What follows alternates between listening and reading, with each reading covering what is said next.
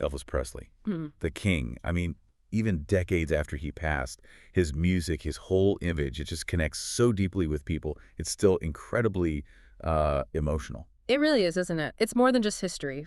For so many, he feels, well, almost present, like someone they know. Right.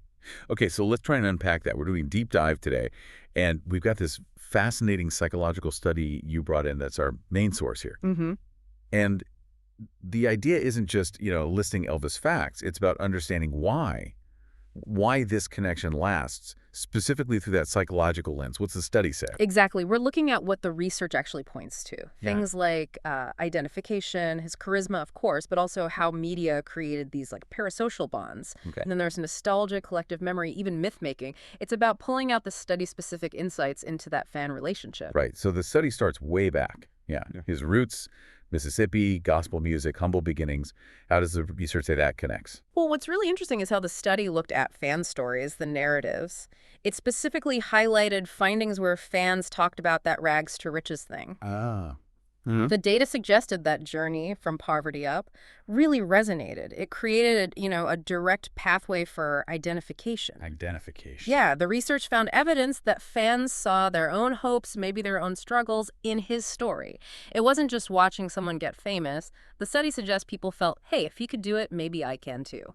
That specific finding about projecting yourself onto him, that's powerful. Makes his success feel kind of shared. Mm-hmm. And speaking of powerful, his performance style, his charisma.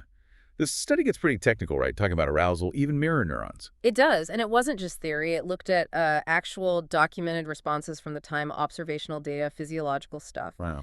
It explained his charisma wasn't just some vague magic. The researchers analyzed specific things, his moves, his energy, even his gaze, and how they could theoretically trigger those mirror neurons in the audience. Those are the brain bits that fire like we're doing what we see, right? Exactly.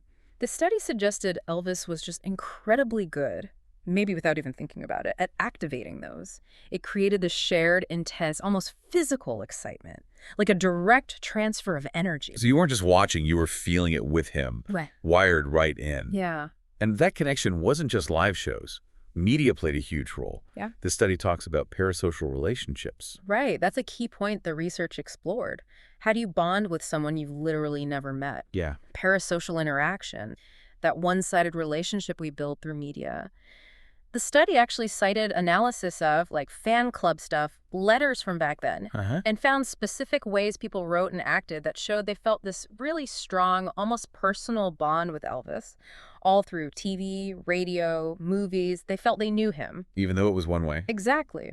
Repeated exposure, but mediated through screens and speakers. That must have felt incredibly real. And thinking about connection over time, Yeah. nostalgia must be huge here, right? The study covers that. Oh, absolutely. There's a whole section in the study on collective memory. It highlights how Elvis just became this symbol of the 50s, of early rock and roll, a massive cultural shift. Yeah, he embodies it. And the research suggests that revisiting Elvis, maybe his music or Graceland, triggers this really powerful, often idealized nostalgia. It's not just memory. The study indicates it taps into comfort, community, maybe longing for a simpler past. He's like an anchor in that shared memory. A definite anchor. And then the last bit, the study talks about myth, how he became bigger than life, almost an archetype, like the hero's journey. Yeah, this ties into a basic psychological need. The study mentions our need for big stories, for archetypal figures. The research sort of frames Elvis in those patterns, the rebel, the hero rising up. The study noted how all the legends, even the myths that stick around, just add to his mystique. He became more than Elvis the person. He turned into this almost mythic character, a king figure. We're fulfilling that need for larger-than-life icons. Exactly.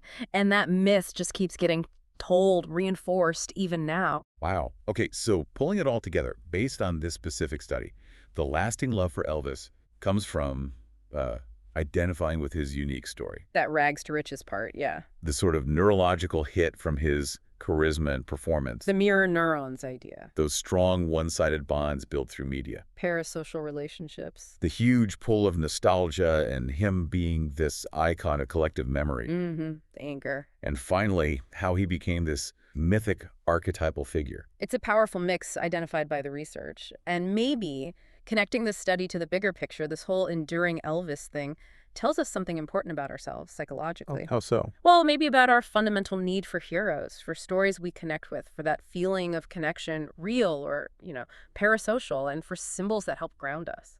It really does make you think about those invisible psychological currents shaping how we connect with public figures, doesn't it? Thinking about this study, Mhm. what does this deep dive maybe reveal about your own connection to your favorite artists or icons? Something to ponder.